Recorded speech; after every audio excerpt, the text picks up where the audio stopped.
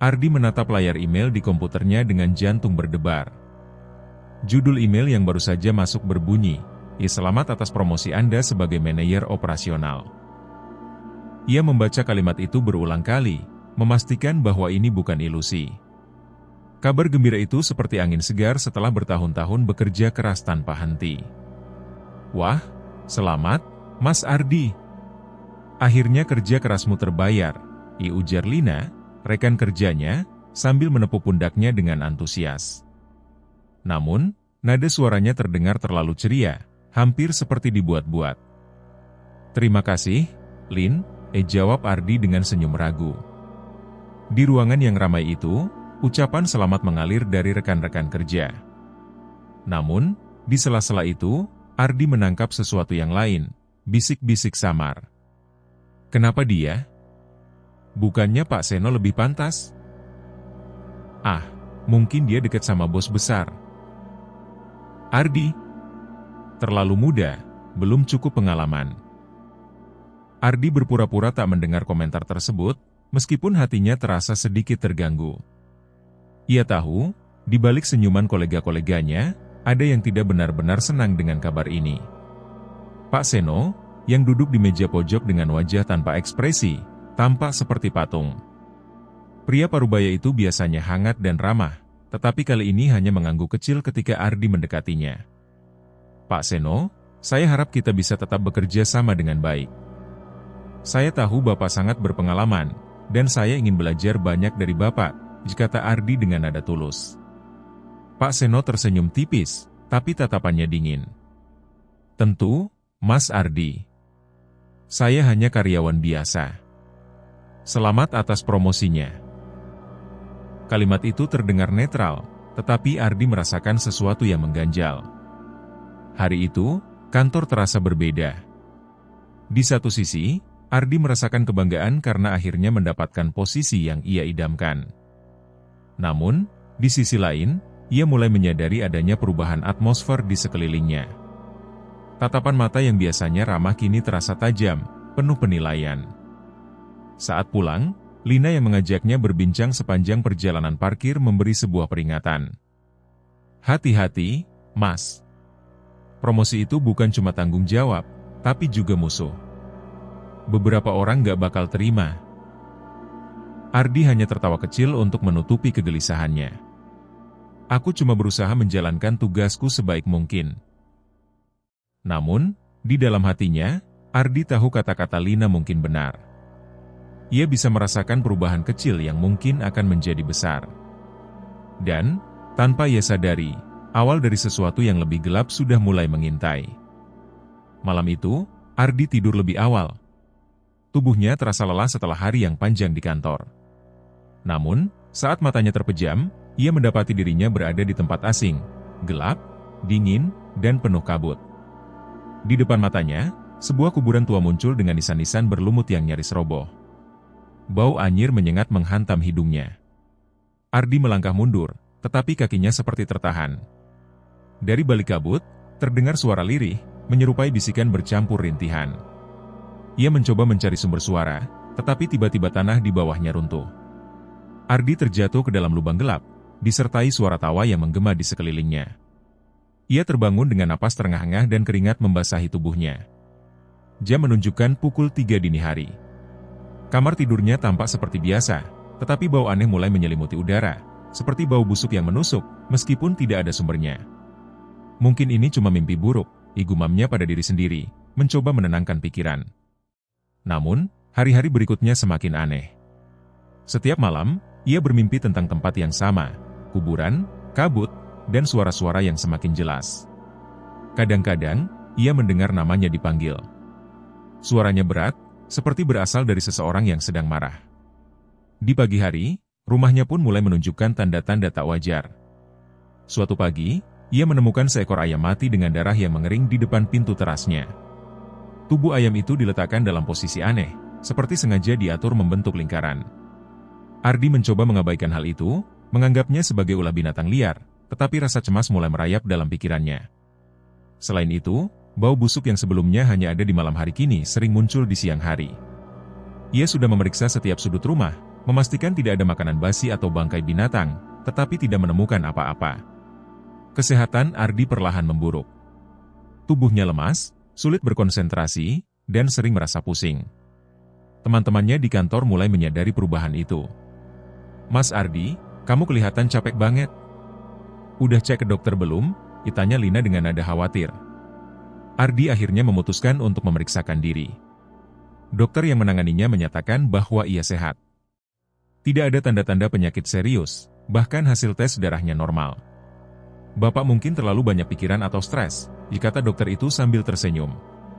Namun, Ardi tahu ini bukan hanya masalah stres. Ada sesuatu yang salah, sesuatu yang tidak terlihat. Ia mulai merasa ada yang mengawasinya, baik di rumah maupun di kantor. Setiap malam, mimpi buruk itu semakin nyata, dan suara tawa yang dulu samar kini terdengar semakin jelas, nyaris seperti mengejeknya. Ardi mencoba menceritakan hal ini pada Lina, tetapi ia hanya mendapat tanggapan ringan. "Mungkin ini efek kerja kerasmu. Coba istirahat lebih banyak." Namun, di dalam hati kecilnya, Ardi tahu bahwa ini bukan sekadar kelelahan. Ada kekuatan tak kasat mata yang mulai menjalar di sekelilingnya, perlahan merenggut ketenangan hidupnya. Pagi itu, Ardi tiba di kantor dengan langkah berat. Rasa lemas dan pusing masih menghantuinya, tetapi ia memaksakan diri untuk tetap bekerja. Ketika duduk di meja kerjanya, ia mencoba mengabaikan rasa gelisah yang terus mengganggunya. Namun, ketika ia membuka laci untuk mengambil buku catatan, tangannya membeku. Di dalam laci itu, terdapat sebuah boneka jerami kecil. Tubuh boneka itu ditusuk paku besar di bagian dada, dan pada wajahnya yang kasar tergambar simbol merah menyerupai mulut menganga. Ardi terperangah. "Apa ini?" igumamnya sambil menatap boneka itu dengan ngeri. Dengan hati-hati, ia mengangkat boneka itu dan memperhatikannya lebih dekat. Tidak ada catatan atau petunjuk siapa yang meletakkannya di sana. Namun, perutnya terasa mual dan dadanya sesak hanya dengan memegang benda itu. "Mas Ardi, ada apa?" suara kecil dari belakang mengejutkannya. Itu Iwan, seorang office boy yang sering membantu Ardi. "Lihat ini," kata Ardi sambil menunjukkan boneka jerami itu. Iwan langsung melangkah mundur dengan wajah ketakutan. "Mas, itu boneka santet. Hati-hati. Biasanya buat menyakiti orang." Kata-kata Iwan membuat bulu kuduk Ardi berdiri. "Kamu yakin? Siapa yang bisa ngelakuin ini?" "Di kantor begini, nggak ada yang tahu siapa, Mas. Tapi kalau udah nemu yang kayak gitu, biasanya nggak main-main." Iwan menunduk sebentar, lalu berkata pelan, "Mas coba aja ke Mbok Ranti di desa sebelah. Dia ngerti soal beginian." Ardi menatap Iwan dengan heran. "Mbok Ranti? Siapa dia?" "Dukun, Mas. Tapi dia baik. Kalau orang kena yang aneh-aneh, dia bisa bantu. Banyak yang sembuh sama dia," kata Iwan sambil melirik boneka itu dengan rasa takut yang jelas.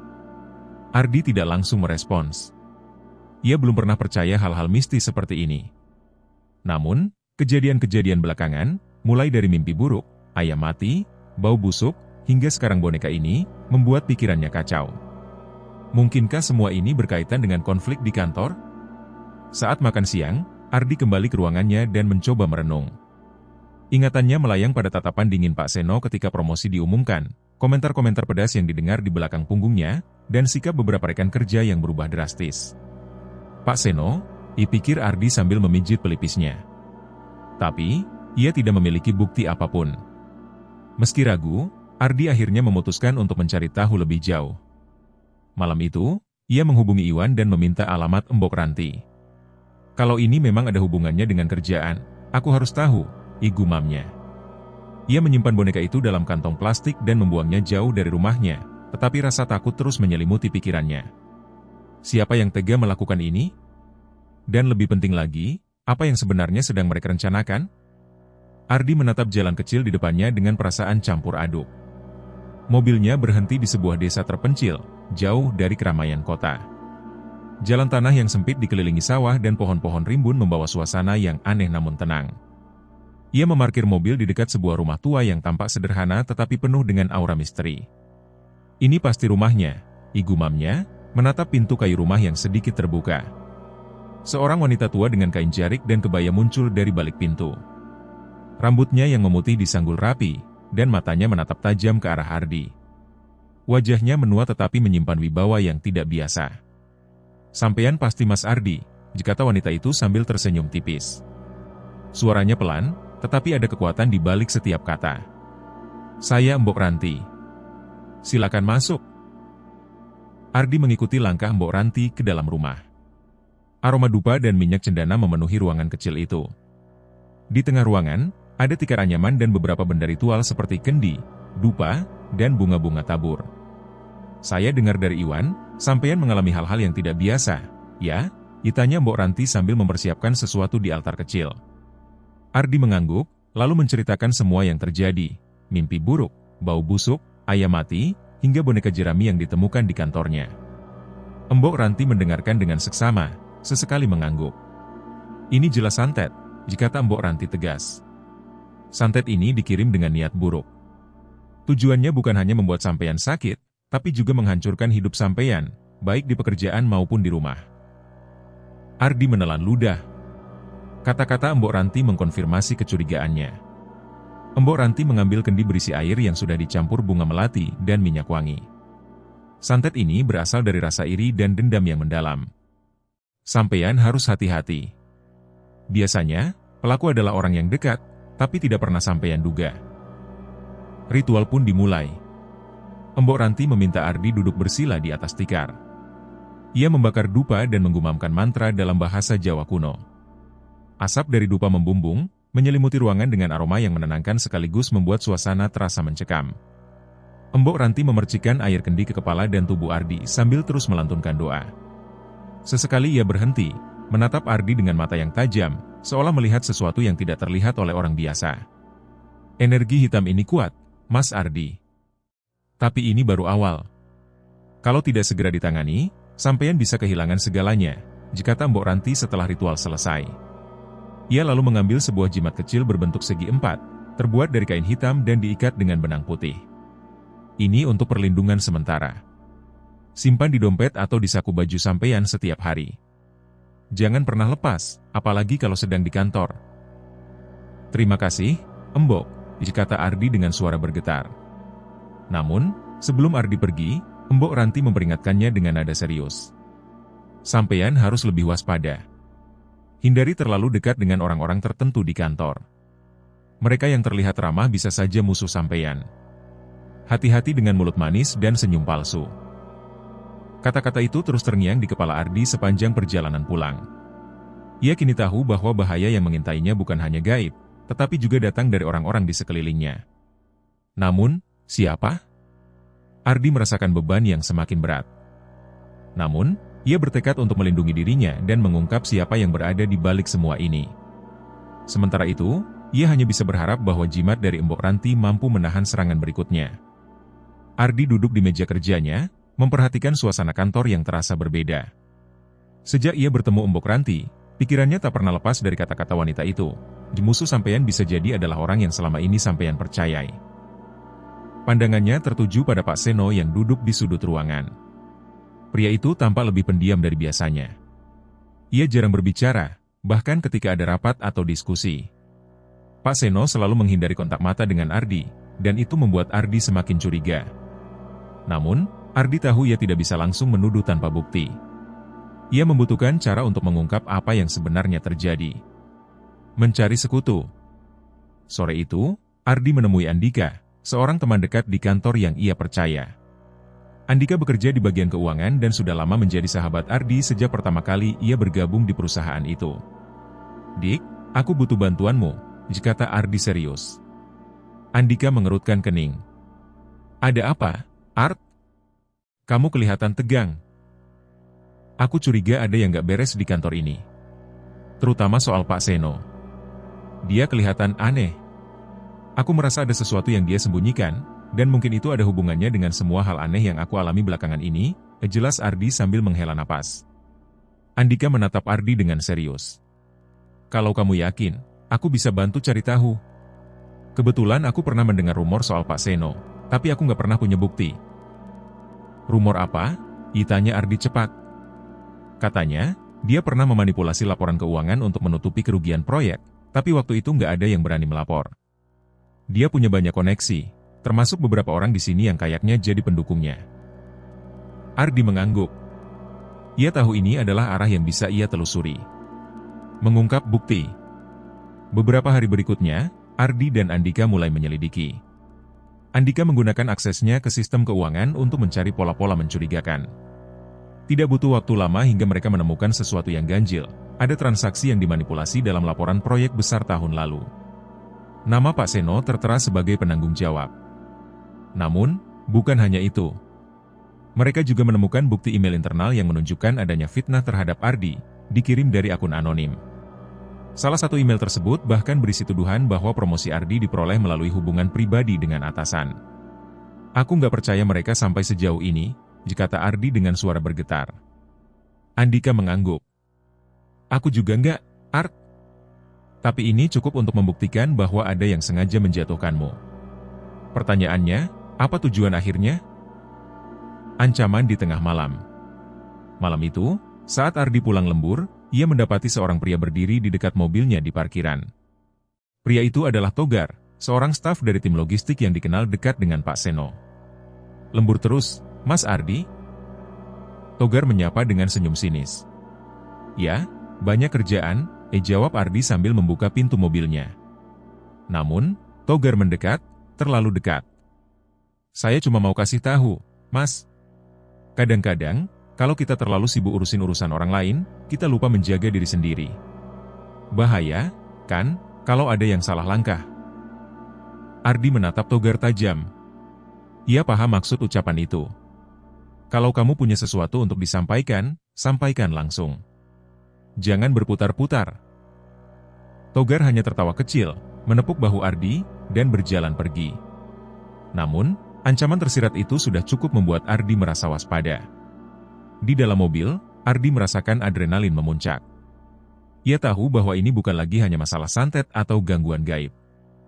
Kini, ia juga berhadapan dengan manusia-manusia licik yang siap menghancurkannya, baik secara profesional maupun pribadi.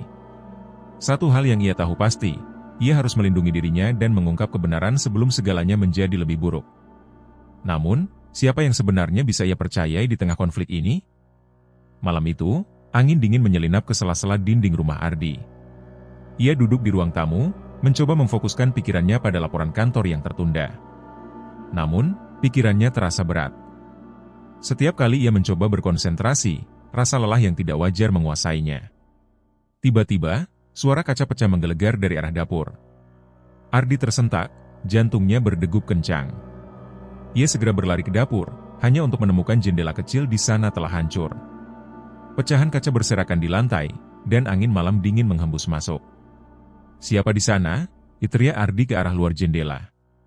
Namun, yang ia lihat hanya kegelapan dan bayangan pepohonan yang bergoyang tertiup angin. Tidak ada tanda-tanda seseorang berada di sekitar rumahnya. Ia mencoba menenangkan diri, tetapi perasaan bahwa ada yang mengawasinya tak kunjung hilang. Seolah-olah ada mata tak terlihat yang terus mengintai setiap gerak-geriknya. Tubuh yang kian lemah. Hari-hari berlalu, dan kondisi Ardi semakin memburuk. Tubuhnya terasa semakin lemas, seolah-olah energinya dihisap perlahan. Nafsu makannya hilang, kulitnya mulai terlihat pucat, dan lingkaran hitam di bawah matanya semakin jelas. Ia kembali menemui Embok Ranti, membawa rasa putus asa yang semakin dalam. Embok, saya sudah mencoba semua yang Embok suruh. Tapi keadaan saya semakin buruk. Apa ini tidak bisa dihentikan? Embok Ranti menatap Ardi dengan mata tajam, lalu menarik napas panjang. Santet yang sampean alami ini bukan sembarangan, Mas. Ini ilmu hitam tingkat tinggi. Pelakunya bukan orang biasa. Mereka punya kekuatan dan dendam yang sangat besar. Ardi merasakan dingin menjalar di tengkuknya. Jadi, apa yang harus saya lakukan? Apa saya masih bisa sembuh? Kita harus melakukan ritual besar, ruatan tingkat tinggi. Tapi sampeyan harus siap. Ritual ini berat, dan efeknya bisa menguras energi sampeyan. Tapi kalau kita tidak lakukan, saya khawatir serangan ini akan membunuh sampeyan. Sabotase yang menghantui. Keesokan harinya, Ardi kembali ke rumah dengan perasaan was-was. Ia mengunci semua pintu dan jendela, memastikan tidak ada celah yang bisa dimasuki siapapun. Namun, malam itu, teror kembali datang. Saat tengah malam, Ardi terbangun karena suara langkah kaki di atap rumahnya. Ia mendengar suara itu mondar-mandir, seperti seseorang sedang berjalan tanpa peduli keributan yang dibuat. Dengan keberanian yang tersisa, Ardi mengambil senter dan keluar untuk memeriksa. Namun, begitu ia menyalakan senter ke arah atap, suara langkah itu hilang. "Sudah cukup," teriak Ardi, tetapi suaranya hanya tenggelam dalam keheningan malam. Saat ia kembali masuk, ia menemukan sesuatu yang membuat darahnya membeku. Di depan pintu kamarnya, ada sebuah kain putih kecil yang digulung. Ketika ia membukanya, di dalamnya ada segenggam tanah kuburan bercampur rambut. Ritual penentuan. Keesokan paginya, Ardi kembali ke rumah Mbok Ranti. Ia membawa kain berisi tanah dan rambut itu untuk diperlihatkan. Wajah Mbok Ranti mengeras begitu melihatnya. Ini adalah lambang dari serangan terakhir. Kalau tidak segera diatasi, efeknya bisa fatal, kata Mbok Ranti. Ritual besar pun dipersiapkan. Mbok Ranti meminta Ardi membawa beberapa barang penting, pakaian yang sering ia pakai, air dari sumur rumahnya, dan segenggam beras. Malam itu, di tengah cahaya bulan purnama, ritual dimulai. Mbok Ranti menyalakan dupa besar dan melantunkan mantra panjang dalam bahasa Jawa kuno. Ia menggambar lingkaran pelindung di tanah menggunakan kapur putih, tempat Ardi diminta duduk bersila. Di sekeliling lingkaran, bunga 7 rupa disebar, bersama dengan minyak wangi dan potongan kain berwarna hitam. Saat ritual berlangsung, Ardi merasa tubuhnya semakin berat. Ia mulai berkeringat dingin, dan pandangannya kabur. Namun, ia juga merasa seolah ada sesuatu yang keluar dari dalam tubuhnya, sebuah energi gelap yang selama ini menggerogotinya. Mbok Ranti menyelesaikan ritual dengan membakar kain hitam yang membawa tanah kuburan itu. Api membesar seolah-olah menyala dari bahan bakar yang kuat, meskipun hanya dari kain kecil. "Selesai sudah, Mas Ardi," kata Mbok Ranti. "Tapi sampeyan belum aman sepenuhnya. Serangan ini tidak akan berhenti sampai kita menemukan siapa pelakunya dan menghentikan mereka." Ardi menatap Mbok Ranti dengan campuran lega dan ketakutan. Ia tahu bahwa ini hanyalah awal dari perjuangan yang lebih besar. Di balik semua ini, ada seseorang yang masih bersembunyi dalam kegelapan, siap melancarkan serangan berikutnya. Matahari terbenam perlahan di balik pegunungan yang jauh di horizon. Ardi duduk di dalam mobil, menatap ke arah gunung kunci yang menjulang tinggi di kejauhan. Pemandangan itu mengingatkannya pada sebuah legenda yang sering didengar sejak kecil. Gunung Kunci dikenal sebagai tempat sakral, tempat di mana kekuatan gaib dan dunia manusia bertemu. Tempat ini adalah titik pertemuan antara dunia nyata dan dunia tak kasat mata. Ia menoleh ke arah Mbok Ranti yang duduk di sampingnya, wajah wanita tua itu tampak serius. "Ini adalah satu-satunya cara untuk memutuskan santet yang mengikat hidupmu, Mas Ardi," katanya dengan suara dalam. "Kamu harus siap dengan segala kemungkinan." Ardi mengangguk meski hatinya diliputi kecemasan. Jika ritual ini gagal, ia tahu hidupnya bisa berakhir. Ia menutup matanya sejenak, berdoa dalam hati, berharap agar semuanya berjalan lancar. Perjalanan menuju Gunung Kunci. Setelah beberapa jam perjalanan, mereka tiba di kaki Gunung Kunci. Udara semakin dingin, dan kabut mulai turun, mengelilingi pepohonan yang lebat. Ardi merasa suasana malam itu terasa aneh, seakan gunung itu hidup dengan energi yang tak terlihat. Di sana, mereka disambut oleh beberapa orang tua dari desa sekitar yang sudah menunggu. Mereka adalah orang-orang yang dihormati karena keahlian mereka dalam menguasai ilmu tradisi dan spiritualitas. Mereka akan membantu Mbok Ranti dalam menjalankan ritual pemutus santet yang agung. "Selamat datang di Gunung Kunci, Mas Ardi. Di sini, segala yang tersembunyi akan terbuka," kata salah satu dari mereka, seorang pria tua bernama Ki Agung, yang memimpin upacara malam itu. Ritual dimulai dengan langkah-langkah yang penuh hikmat. Mbok Ranti memimpin Ardi untuk mengenakan kain putih, simbol kesucian dan pengorbanan. "Kamu harus bersih dari dalam, Mas. Puasa mutih adalah cara untuk menenangkan pikiran dan menjaga hati," kata Mbok Ranti sebelum mereka memulai puasa mutih, hanya mengonsumsi nasi putih dan air, tanpa garam atau bumbu. Ardi mengikuti petunjuk Mbok Ranti dengan khusyuk. Meski perutnya mulai terasa lapar, ia tahu ini adalah bagian dari ritual untuk membersihkan diri dan menyiapkan tubuh serta jiwa untuk menghadapi kekuatan hitam yang selama ini mengganggunya. Persembahan dan pembukaan alam gaib. Malam semakin larut, dan mereka mendaki lebih dalam ke dalam hutan di kaki gunung. Ki Agung dan beberapa sesepuh lainnya membangun sebuah lingkaran besar dari batu-batu hitam. Di dalam lingkaran, sebuah altar kecil dengan dupa, bunga 7 rupa, dan persembahan khusus diletakkan. Persembahan itu terdiri dari ayam jantan, kelapa muda, dan nasi tumpeng, simbol dari rasa syukur dan harapan untuk keselamatan. Ardi berdiri di tengah lingkaran, merasakan udara yang semakin berat dan penuh ketegangan. Di sekelilingnya, para sesepuh mulai melantunkan doa-doa dalam bahasa Jawa kuno yang hanya dapat dipahami oleh mereka yang memahami kekuatan alam dan gaib. Api dari dupa dan lilin berkobar, menciptakan bayangan yang bergerak di sekitar lingkaran, seolah-olah dunia gaib dan dunia nyata bersinggungan. Tunjukkan dirimu, jika Mbok Ranti, suaranya bergema dalam keheningan malam. Ardi merasa tubuhnya bergetar hebat, dan udara di sekitarnya terasa semakin dingin. Tiba-tiba, di depan matanya, sebuah bayangan gelap mulai muncul, perlahan namun pasti. Bayangan itu semakin besar dan semakin jelas, sebuah sosok hitam raksasa, dengan mata merah menyala yang menatap Ardi dengan tatapan penuh kebencian. Ardi hampir tidak bisa bergerak, tubuhnya terasa kaku. Ia tahu sosok itu adalah pengirim santet yang selama ini mengganggu hidupnya. Namun, anehnya, ia juga merasakan ketakutan yang begitu besar, seakan tubuhnya ingin lari, tetapi ia terikat oleh kekuatan yang tak terlihat. Pertarungan spiritual. Mbok Ranti berdiri tegak di depan altar, melantunkan mantra panjang dengan suara yang kuat. Jangan takut, Mas Ardi. Energi itu hanya ada dalam pikiranmu. Lawan dengan keberanian dan niat yang murni. Ardi berusaha menenangkan dirinya, mengingat semua yang telah terjadi, sakit yang ia alami, teror yang mengganggu hidupnya, dan kebencian yang mendalam dari orang-orang yang ia percayai. Ia menarik napas dalam-dalam dan menatap sosok hitam itu dengan penuh tekad. Engkau tidak akan menang, teriak Ardi, suaranya tegas meski hatinya berdebar kencang. Aku bukan lagi orang yang mudah ditakut-takuti. Sosok hitam itu mendekat, semakin besar dan semakin menakutkan. Tiba-tiba, Mbok Ranti mengangkat tangannya, mengeluarkan energi dari dalam tubuhnya yang mengalir dalam aliran doa. Api di altar membakar lebih besar, dan kilatan cahaya muncul dari dalam tanah, memancar seperti petir. Sosok hitam itu terhuyung mundur, seolah terkejut oleh kekuatan yang tak terduga.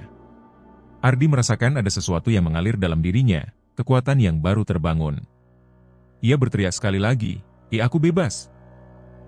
Dengan suara keras, sosok itu menghilang dalam sekejap, lenyap seperti asap yang disapu angin. Ritual berakhir. Ketegangan di sekitar lingkaran mulai mereda. Mbok Ranti menatap Ardi dengan senyum yang penuh makna. "Kamu sudah berhasil, Mas Ardi. Santet itu sudah diputuskan. Tapi ingat, perjuangan ini belum berakhir sepenuhnya. Kamu harus menjaga diri, hati-hati dengan orang di sekitarmu." Ardi merasakan beban yang berat akhirnya terlepas. Tubuhnya terasa ringan, dan seolah-olah dunia gaib yang mengancamnya telah kembali ke tempatnya. Ia mengucapkan terima kasih kepada Mbok Ranti dan Ki Agung, merasa bersyukur atas apa yang telah terjadi. Namun, dalam hatinya, Ardi tahu bahwa meskipun santet telah diputuskan, ia masih harus menghadapi banyak hal yang belum ia ketahui. Siapa yang mengirimkan energi gelap itu? Apa tujuan akhir dari semua ini? Itu adalah pertanyaan yang masih harus dijawab. Ardi duduk di depan komputer, tangan gemetar saat ia membuka dokumen yang telah ia kumpulkan selama beberapa minggu terakhir. Matahari terbenam melalui jendela kantor yang setengah terbuka, menambah kesan suram pada suasana hati Ardi. Setelah berhari-hari menelusuri jejak-jejak kecurangan, ia akhirnya memiliki cukup bukti untuk membongkar siapa yang berada di balik serangan santet yang menghancurkan hidupnya. Pak Seno, sosok senior yang ia anggap sebagai teman, ternyata menyembunyikan sisi gelap yang tak pernah ia duga. Ardi telah menemukan rekaman percakapan antara Pak Seno dan beberapa kolega yang terlibat dalam manipulasi laporan keuangan perusahaan. Lebih mengejutkan lagi, ia juga menemukan bukti bahwa Pak Seno tidak hanya menggunakan sihir hitam untuk menjatuhkannya, tetapi juga melakukan penipuan besar yang merugikan perusahaan hingga jutaan rupiah. Dengan napas yang tertahan, Ardi mengumpulkan semua dokumen bukti dalam sebuah map dan memutuskan untuk melapor kepada pimpinan perusahaan. Ia tahu ini adalah langkah berbahaya, tetapi jika ia tidak melakukannya, Pak Seno akan terus merusak perusahaan dan nyawa orang-orang di sekitarnya. Laporan yang menyulut api. Di ruang pimpinan, Ardi memaparkan semuanya. Ia menunjukkan bukti-bukti manipulasi data, rekaman percakapan, dan dokumentasi lainnya yang mengarah pada keterlibatan Pak Seno dalam tindak kecurangan yang merugikan perusahaan. Pimpinan perusahaan, Pak Wirawan, awalnya terlihat terkejut, tetapi kemudian ekspresinya berubah dingin. "Ini terlalu serius, Ardi," kata Pak Wirawan sambil menatap bukti di tangannya. "Saya akan segera menyelidikinya. Tapi kamu harus hati-hati, ini bisa berbalik menjadi masalah besar." Ardi menelan ludah. Ia tahu apa yang dimaksud Pak Wirawan. Ini bukan hanya masalah kecurangan, tetapi juga melibatkan kekuatan yang lebih besar, sesuatu yang tak bisa diukur hanya dengan uang atau hukum. Pak Seno memiliki pengaruh kuat di dalam perusahaan, dan Ardi tahu ia sedang memasuki medan yang berbahaya. Ketika Ardi keluar dari ruang pimpinan, sebuah perasaan tidak menyenangkan menjalar di sepanjang tubuhnya. Ia merasa seperti ada mata yang mengawasi setiap gerakannya. Namun, ia tidak tahu bahwa perasaan itu bukan hanya perasaan biasa. Itu adalah tanda bahwa serangan gaib akan semakin intens. Perlawanan Pak Seno dan kroninya. Keesokan harinya, Ardi mulai merasakan perubahan aneh di kantornya. Beberapa kolega yang selama ini tampak ramah dan mendukungnya kini mulai menghindari tatapannya. Ada yang bersikap dingin, bahkan ada yang menghindar dengan alasan yang terkesan dipaksakan.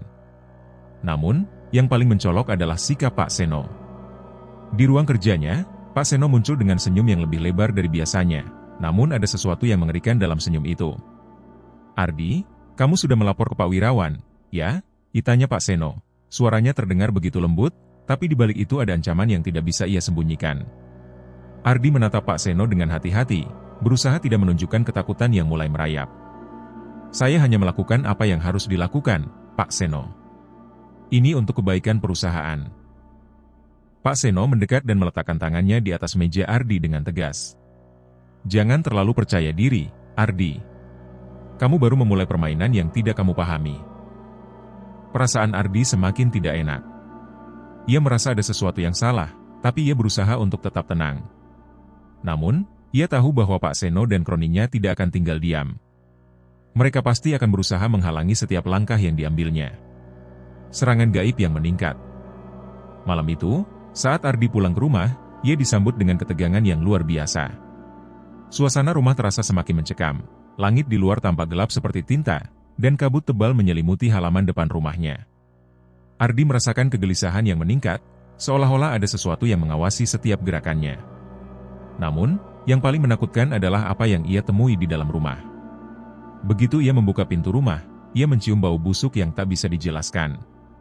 Bau itu begitu menyengat, seakan-akan datang dari tubuh yang sudah membusuk. Ia memeriksa setiap ruangan, dan semakin dalam ia mencari, semakin kuat bau itu. Ketika ia masuk ke ruang keluarga, ia melihat sesuatu yang membuat darahnya membeku. Di tengah ruangan, ada seekor ayam hitam yang tergeletak mati dengan tubuh terbalik, kedua mata ayam itu memerah dan terbelalak. Di sampingnya, sebuah batu hitam besar tergeletak, seolah-olah baru saja dilemparkan ke dalam rumah. Itu bukan hanya kebetulan. Itu adalah pesan, serangan gaib yang lebih kuat. Ardi tahu, ini adalah peringatan dari Pak Seno, dan kali ini, serangan itu sudah melibatkan keluarganya. Pertarungan terakhir dimulai. Ardi merasa tubuhnya semakin lelah, dan meskipun ia tahu ritual besar telah membantu melindunginya, serangan gaib yang terus datang semakin sulit dihindari.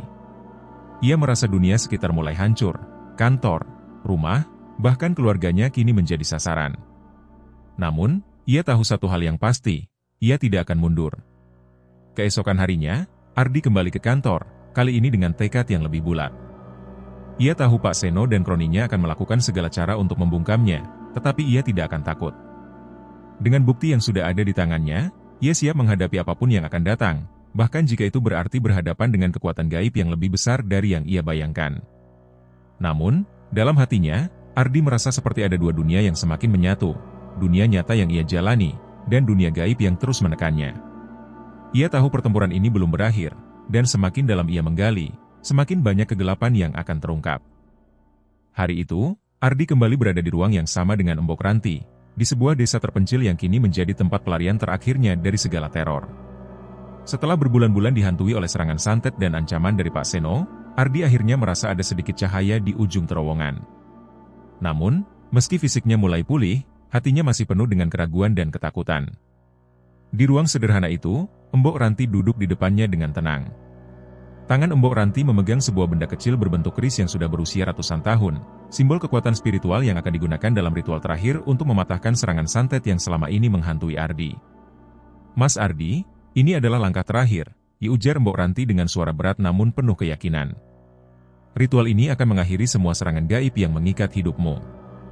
Namun, ingat, karma itu tidak bisa dihindari.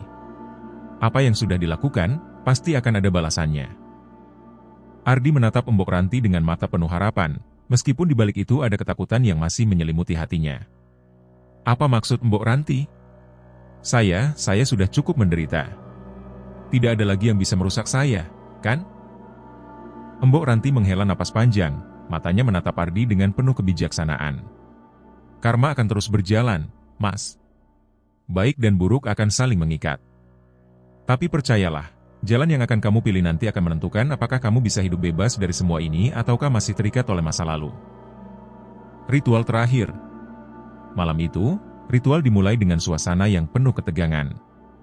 Udara dingin menggigit, dan hanya suara hening dari dedaunan yang bergerak pelan menemani mereka. Ardi duduk bersimpuh di depan altar yang telah disiapkan oleh Embok Ranti. Di sekeliling mereka, lilin-lilin kecil menyala, menciptakan bayangan yang menari di dinding. Embok Ranti memulai mantra terakhir, suaranya bergema dengan kekuatan yang tak terlihat. Duh Gusti, kami memohon untuk memutuskan semua belenggu yang telah mengikat jiwa ini. Semoga apa yang sudah dilakukan dalam kegelapan, dapat terlepas dalam terang Emyu. Ardi menutup matanya dan berdoa dalam hati. Ia merasa tubuhnya bergetar, seperti ada kekuatan yang berusaha melepaskan dirinya dari dalam. Ia tidak tahu bagaimana cara menjelaskan perasaan itu, tetapi ia merasa ada energi yang berputar di sekelilingnya, seolah-olah mengekang tubuhnya agar tetap berada di dunia ini. Tiba-tiba, suara gemuruh terdengar di kejauhan, seperti guntur yang menggelegar di langit gelap. Ardi membuka matanya dan melihat bayangan gelap muncul dari dalam kabut yang terbentuk di sekitar altar. Sosok itu datang kembali, bayangan hitam besar yang pernah ia lihat sebelumnya. Namun kali ini, sosok itu tampak lebih lemah, seolah-olah sedang berjuang untuk tetap ada di dunia ini. Embok Ranti menggenggam keris itu dengan kuat, lalu membacakan mantra terakhir dengan suara yang penuh kekuatan. Sapu bersih segala pengaruh hitam yang mengikat jiwa ini. Engkau akan pergi, dan segala dendammu akan terlepas. Sosok hitam itu akhirnya menghilang, terbawa angin yang tiba-tiba berhembus kencang. Ardi merasakan tubuhnya terlepas dari beban yang selama ini mengikatnya. Ia merasa lebih ringan, lebih bebas, seolah beban yang telah bertahun-tahun menimpanya akhirnya terangkat. Kembali ke kehidupan. Ketika ritual selesai, Ardi pulang ke rumah dengan perasaan lega, meskipun tubuhnya masih lelah. Ia tahu bahwa serangan gaib yang selama ini menghantuinya sudah berakhir, tetapi ada sesuatu yang tidak bisa ia lepaskan begitu saja, trauma yang dalam. Di malam hari, ketika ia terbaring di tempat tidur, Ardi sering terbangun dalam kegelapan, merasakan bayangan-bayangan yang belum bisa ia usir sepenuhnya dari pikirannya. Suara bisikan, bau busuk yang tiba-tiba muncul, dan bayangan gelap itu kadang-kadang menghantui mimpinya. Namun, Ardi tahu bahwa meskipun ia bisa menang atas kekuatan gaib yang mengintai hidupnya, rasa takut itu akan tetap ada dalam dirinya. Pak Seno, kini sudah tidak lagi berada di perusahaan setelah skandal kecurangannya terungkap. Ia ditangkap, dan proses hukum terus berjalan. Namun, bagi Ardi, itu semua hanya bagian dari karma yang tidak bisa dihindari. Meskipun kemenangan di dunia nyata terasa manis, ia tahu bahwa sesuatu yang lebih besar sedang menunggunya. Sebuah pelajaran berharga tentang apa yang terjadi ketika seseorang terlalu terikat pada kekuasaan, iri hati, dan dendam. Ardi mulai mencoba melanjutkan hidupnya dengan lebih hati-hati. Ia lebih memperhatikan orang-orang di sekitarnya, berusaha menjaga keseimbangan antara dunia nyata dan dunia yang tidak terlihat. Namun, meski fisiknya pulih, bayang-bayang dari masa lalu terus menghantui, sebuah pengingat bahwa segala sesuatu yang telah terjadi tidak akan pernah sepenuhnya hilang. Karma, kata Embok Ranti, tetap berjalan, tak peduli seberapa keras kita berusaha lari darinya. Dan meskipun serangan gaib itu sudah berakhir, Ardi tahu bahwa hidupnya tidak akan pernah sama lagi. Beberapa bulan setelah ritual terakhir, kehidupan Ardi kembali ke jalurnya. Ia kembali bekerja dengan penuh semangat, dan meskipun bayang-bayang teror yang pernah menghantui masih ada, ia merasakan kedamaian yang tidak pernah ia rasakan sebelumnya. Di kantor, ia mendapat penghargaan atas keberhasilannya mengungkap kecurangan besar yang dilakukan oleh Pak Seno, dan ia mulai membangun kembali reputasinya sebagai manajer yang profesional. Namun, meski kehidupan profesionalnya berjalan lancar, ingatan tentang segala yang terjadi masih membekas dalam dirinya. Namun, apa yang terjadi pada Pak Seno, orang yang selama ini menjadi musuh terbesar Ardi, adalah sebuah kisah yang tak kalah mengejutkan. Nasib buruk Pak Seno. Di tengah ketenangan yang mulai kembali merasuki Ardi, berita buruk datang menghampiri. Pak Seno, yang sempat menjadi orang yang berkuasa di perusahaan, mulai jatuh dalam pusaran nasib buruk. Keluarganya satu persatu jatuh sakit, Mulai dari istrinya yang tiba-tiba terserang penyakit misterius hingga anak-anaknya yang harus dirawat di rumah sakit karena kelainan yang tidak bisa dijelaskan oleh dokter. Semua ini terjadi begitu cepat, seolah-olah hidupnya sedang dihancurkan oleh kekuatan yang tak tampak. Tidak hanya itu, karir Pak Seno pun hancur. Ia kehilangan kontak dengan rekan-rekannya di perusahaan, yang sebagian besar merasa terkhianati oleh tindakan-tindakannya yang tidak hanya melibatkan kecurangan finansial tetapi juga menggunakan ilmu hitam untuk menjatuhkan orang lain. Kasus-kasus hukum yang dia hadapi semakin bertambah, dan reputasinya semakin tercoreng. Banyak yang mulai menyebutnya sebagai contoh dari keserakahan yang berakhir dengan kehancuran. Namun, yang lebih mengerikan adalah kepergian Pak Seno yang begitu mendalam. Suatu hari, setelah kejatuhannya yang terus-menerus, Pak Seno menghilang begitu saja. Tidak ada yang tahu di mana dia berada. Keluarganya yang sebelumnya sakit mulai sembuh dengan sendirinya, namun Pak Seno tidak pernah ditemukan lagi. Beberapa orang mengatakan bahwa ia pergi untuk menghindari konsekuensi lebih lanjut dari perbuatannya, sementara yang lain percaya bahwa karma yang ia ciptakan akhirnya menuntut nyawanya. Namun, tak ada yang tahu pasti apa yang sebenarnya terjadi pada dirinya. Kehidupan baru Ardi. Meskipun semuanya sudah berakhir, Ardi merasa bahwa dunia yang ia kenal sudah berubah. Ia masih memikirkan Pak Seno, meski tidak lagi ada permusuhan yang mengikat di antara mereka. Apa yang dialami Pak Seno adalah hasil dari perbuatan buruk yang ia lakukan, dan Ardi tahu itu. Tetapi, tidak ada rasa kemenangan dalam dirinya, hanya pelajaran pahit tentang bagaimana dunia ini bekerja. Ardi melanjutkan hidupnya dengan lebih bijaksana. Ia mulai memahami bahwa kekuasaan dan kesuksesan yang didapatkan dengan cara tidak benar tidak akan pernah bertahan lama. Dalam setiap langkahnya, ia selalu mengingat pesan Embok Ranti tentang karma yang tak bisa dihindari. Karma bukan hanya soal hukuman, tetapi juga tentang bagaimana segala perbuatan, baik atau buruk, akan kembali kepada pelakunya dengan cara yang tak terduga. Ardi juga semakin mempererat hubungannya dengan keluarga dan teman-teman. Ia belajar untuk lebih menghargai apa yang dimiliki, dan berusaha tidak terjebak dalam ambisi yang bisa merusak diri sendiri. Teror yang dialaminya menjadi bagian dari hidup yang tidak akan pernah ia lupakan, namun ia memilih untuk tidak membiarkan rasa takut itu menguasai dirinya. Pesan terakhir. Kehidupan Ardi kini terlihat lebih damai, tetapi pelajaran yang ia dapatkan dari pengalaman itu tidak akan pernah hilang. Ia tahu bahwa setiap tindakan yang dilakukan, setiap perasaan yang disimpan dalam hati, akan membentuk masa depan kita. Iri hati, kebencian, dan dendam hanya akan membawa kehancuran, baik dalam bentuk yang tampak maupun yang tak terlihat. Pada akhirnya, kita semua harus menerima bahwa kejahatan, baik yang dilakukan dengan tangan atau dengan kekuatan gaib, memiliki konsekuensi yang tak terhindarkan. Seperti yang pernah diajarkan oleh Embok Ranti, karma akan berjalan sesuai dengan waktunya, tanpa bisa ditunda atau dihindari. Setiap perbuatan, sekecil apapun, akan kembali kepada kita dengan cara yang mungkin tidak kita bayangkan. Di balik senyapnya hidup Ardi yang kini damai, terdapat sebuah kenyataan yang tak terbantahkan. Dunia ini berjalan dalam keseimbangan, dan segala perbuatan, baik atau buruk, akan selalu menemukan jalannya kembali. Karma, meskipun tak terlihat, selalu menuntut balasannya. Dengan senyap, namun pasti.